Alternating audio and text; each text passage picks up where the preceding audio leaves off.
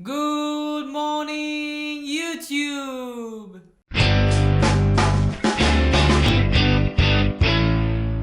Bonjour à toutes et à tous, aujourd'hui nous vous proposons de comprendre un peu mieux le changement d'heure. Pour cela, nous allons nous intéresser à plusieurs questions, notamment comment, pourquoi et dans quel but. Mais aussi qui change d'heure dans le monde et quelles sont les répercussions sur le corps humain. Nous nous intéresserons aussi à savoir si ce changement d'heure est pertinent ou pas.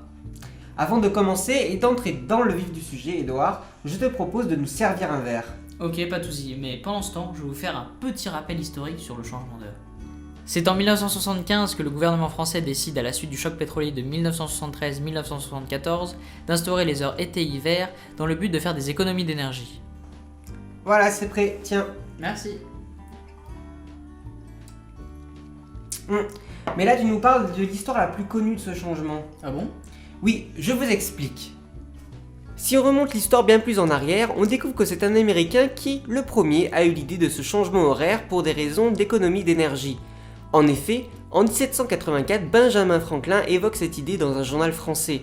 Mais c'est seulement le 30 avril 1916 que l'Allemagne est la première nation à mettre en place cette idée, suivie peu de temps après par le Royaume-Uni, l'Irlande et la France. La France qui, à la sortie de la guerre, décide de retirer ce changement horaire pour finalement le remettre en place en 1975 pour les raisons dont Edouard nous a parlé précédemment.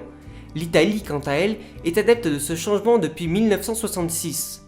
Quelques années plus tard, en 1980, ce changement d'heure est généralisé à tous les pays d'Europe. Uniformisé en 1998, ainsi tous les pays de l'Union Européenne font le changement d'heure pour l'été le dernier dimanche de mars à 2h du matin et pour l'hiver le dernier dimanche d'octobre à 3h du matin. Et maintenant Arnaud, pourrais-tu nous parler un peu des raisons qui ont poussé à mettre en place un changement d'heure ?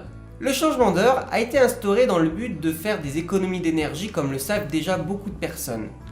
D'après ce que dit l'ADEME, l'Agence de l'environnement et de la maîtrise de l'énergie, ces changements d'heure permettent de faire des économies d'énergie et CO2 modestes mais réelles, pour un coût de mise en œuvre quasi nul. L'objectif de ce changement d'heure est de faire correspondre au mieux les heures d'activité avec les heures d'ensoleillement pour limiter l'utilisation d'éclairage artificiel. Selon les derniers chiffres, le changement d'heure a permis d'économiser plus de 440 GWh pendant l'année 2009, ce qui équivaut à la consommation globale de 800 000 foyers. À l'horizon 2030, selon une évaluation de l'ADEME prenant compte du passage aux ampoules basse consommation, le gain global sur l'éclairage serait de 340 GWh par an, auquel s'ajoutent 140 GWh sur tout ce qui est climatisation et chauffage. Dans la pratique, ces changements ne semblent pas flagrants, surtout au regard des perturbations qu'engendrent ces horaires artificiels, notamment en termes de fatigue pour l'organisme. En effet, l'étude de l'ADEME évoque les controverses suivantes: perturbation des rythmes biologiques, activité agricole, circulation routière, etc. Chaque année, au moment du passage à l'heure d'hiver, est enregistré un pic de mortalité, dont les piétons sont les premières victimes.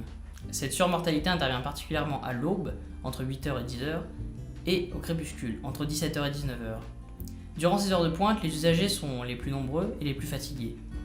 En 2012, 174 piétons sont morts entre novembre et janvier.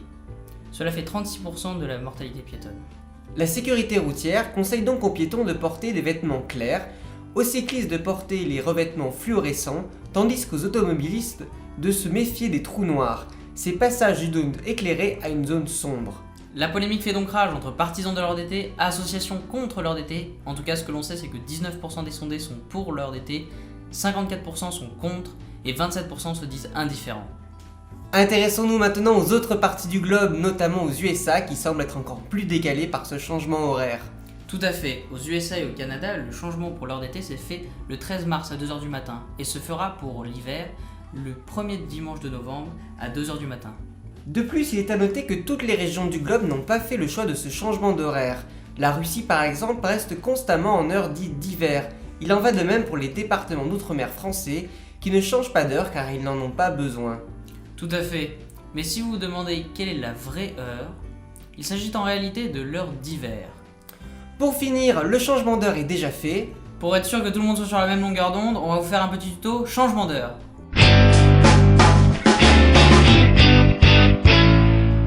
Nous sommes là en présence d'une magnifique horloge de type quartz. Pour effectuer votre changement d'heure, tournez la grande aiguille des minutes dans le sens horaire, c'est-à-dire dans le sens des aiguilles d'une montre, à l'aide de la molette arrière qui est souvent placée derrière votre horloge à côté de la pile.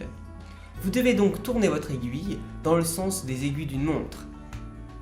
Une fois votre changement d'horaire effectué, vous aurez fait avancer d'1 heure votre horloge. Vous n'aurez plus donc aucune raison d'être en retard cet été. Il est important de rappeler que le dernier dimanche d'octobre de cette année, à 3h du matin, vous devrez effectuer l'opération inverse en tournant la grande aiguille dans le sens inverse des aiguilles d'une montre. Pour dernier rappel, le changement d'heure s'est effectué à 2h du matin. Si vous avez raté l'horaire, vous êtes malheureusement complètement décalé. À 2h du matin, il était donc 3h. Vous avez donc raté 1 heure de sommeil, mais vous pouvez toujours la rattraper en vous couchant plus tôt ce soir.